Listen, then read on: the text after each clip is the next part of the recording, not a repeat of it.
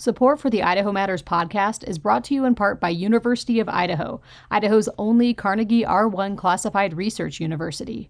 Our Carnegie R1 designation recognizes the discoveries we make that help our forests thrive. It means we're creating more doctors and doing real research to strengthen cybersecurity for Idaho businesses, our energy sector, and every Idahoan. More at go.uidaho.edu/Idaho-is-Idaho. Hundreds of bills move through the Idaho legislature each session, and it can be hard to keep track of what's really at stake. The Connector follows the legislation that's gaining traction with clear reporting and local context you can trust. Stay connected to the State House with The Connector, Idaho Daily News. Listen wherever you get your podcasts.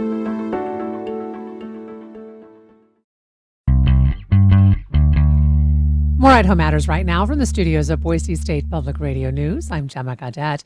So what if the key to better sleep, less stress, maybe pain relief has been right under our noses for thousands of years? Acupuncture has been helping people achieve all of this for centuries. And today, it remains a vital part of healthcare for more than 1/3 of the world. Will Knox and Shelley Suker are acupuncturists and owners of North End Acupuncture and Herbs, and they're joining us now to talk more about this practice. Welcome, both of you, to the show. Hi. Hello. So, Shelley, acupuncture has been practiced for thousands of years. Can you give us kind of a brief snapshot of its origins and how it has evolved over time? This is a really good question. I actually would prefer Will to answer it. There's so much information.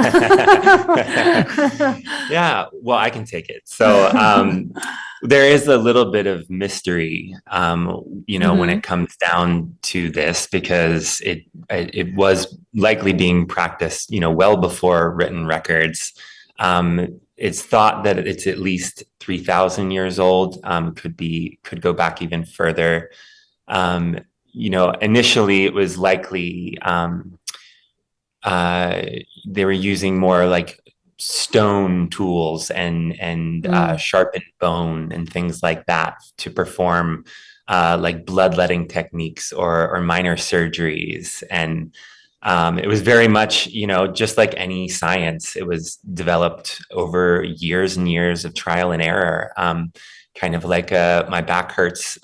What happens if I poke here or press here? Does that make it better or worse, or not make any change at all? And over thousands of years that develops and refines and improves, and they really hone it in.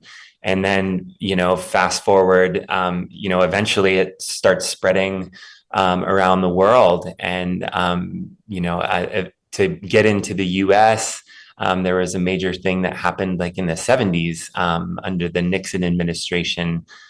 He had went to China with his team, and there was a journalist with him named James Reston, who when they arrived, got an acute case of appendicitis and had to have kind of an emergency surgery. And after the surgery, he was in a lot of pain.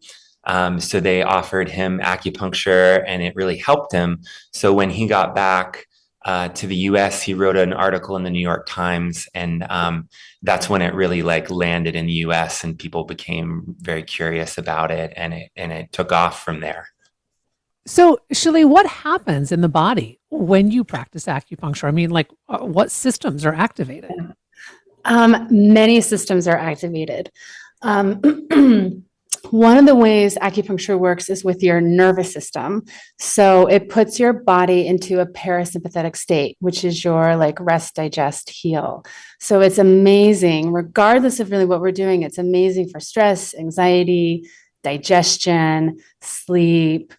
It works with it promotes blood circulation, which is key for pain management. It releases endorphins, which is your body's natural painkiller. And it's also really beautiful for mood regulation.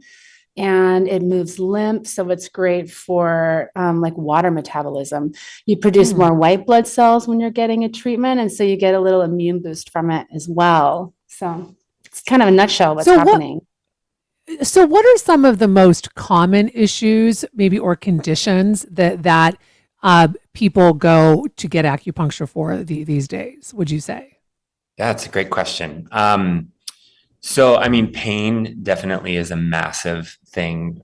People come in for any kind of like injury, headaches, really any type of pain. Hmm. Stress and anxiety is a huge one.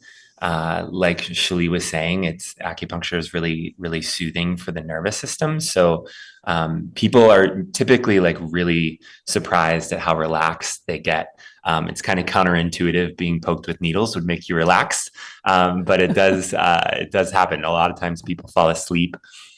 People come in for a lot of digestive things. As acupuncturists, we're also Chinese herbalists as well. And herbs and acupuncture can be a really powerful approach to treating digestive issues. And yeah, I mean, we see things like hot flashes. Hmm. Some hormonal regulation, things like that. Um, what else? Is there anything you would add? Well, I'm curious. I'm going to be fully transparent. I've actually had acupuncture, Okay. and yeah, and Okay, great. it was a while ago, and I had suffered a miscarriage and wanted to get pregnant again, and had some girlfriends who had had some fertility issues, did acupuncture, and and so I was like, well, what can it hurt? And go in there, and I'm like, you're going to stick needles in me, okay? I have to tell you, it was highly relaxing. Totally fell asleep. Um, got pregnant the next month. I am not saying that that's what did it, but I do think that there was a lot of, just trauma and anxiety around having had a miscarriage, going through that, and really, then that I think the pressure that you put on yourself to try to get pregnant again. So it really was it was a very healing experience. I think not just physically but emotionally.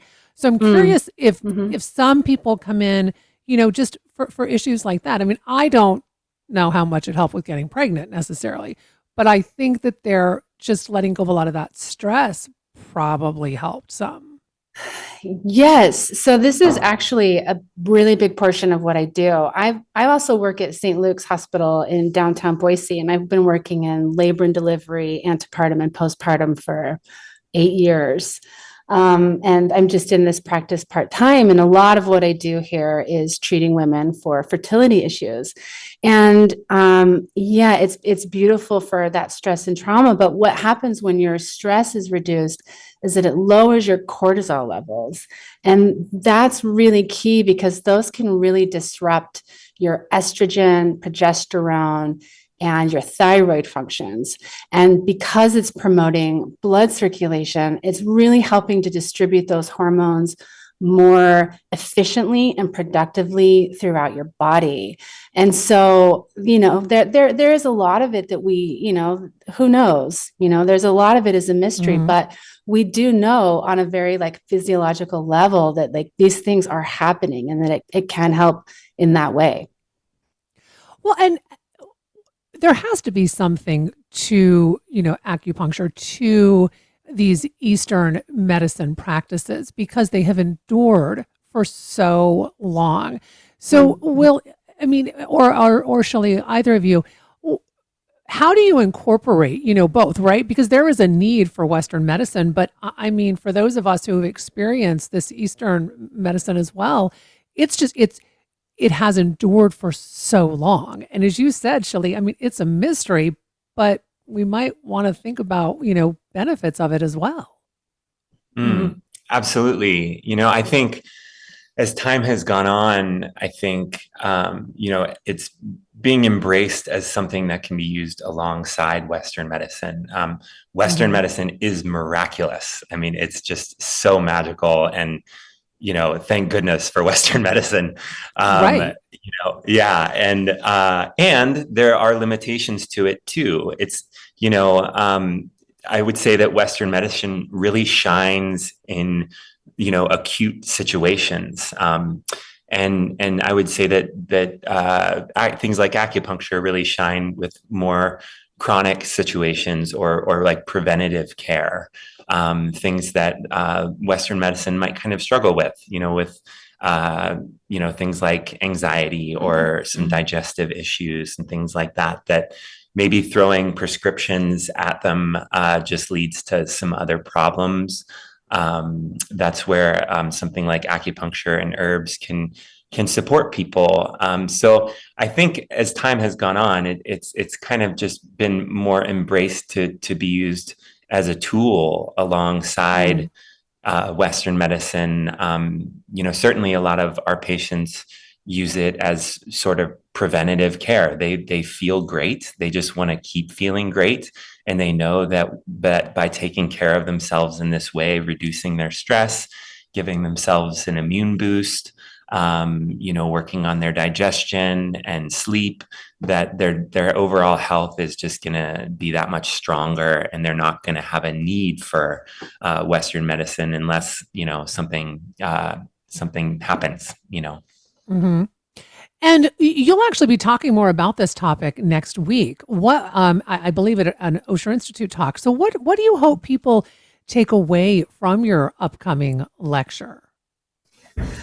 That's a great question. There's so much information we've tried to pack into this 2 hours. A lot, Will also worked at the hospital too. So we're both really comfortable in talking to people about acupuncture within like a Western medical context. I think a lot of times people think that acupuncture is a mystical or magical thing, or it's based on energy alone, or that it's like a belief system that you have to believe for it to work. And so I think for me, at least, a big part of this is that I kind of want to like demystify it and really, really maybe give some like context for like why you would use it or when you would use it or how it could work. Just really kind of get into the nitty gritty and explaining like what it is. Well, I thank you both so much for coming in and maybe demystifying it a little bit for other people as well, and looking forward to you two presenting even more next week. So thanks for your time today. Really appreciate it. Thank you. Thanks for chatting. Yeah, our pleasure. We've been talking with Will Knox and Shelley Suker. They are acupuncturists, and they also own North End Acupuncture and Herbs. They've been talking about the history as well as the practice of acupuncture, and they will be talking a lot more about this topic on February 23rd at the Osher Lifelong Learning Institute in Boise. And that'll do it for this episode of Idaho Matters. Thanks so much for listening. And just a reminder, you can find all of our episodes wherever you get your podcasts.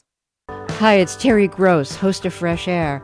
Hey, take a break from the 24-hour news cycle with us and listen to long-form interviews with your favorite authors, actors, filmmakers, comedians, and musicians, the people making the art that nourishes us and speaks to our times. So listen to the Fresh Air podcast from NPR and WHYY.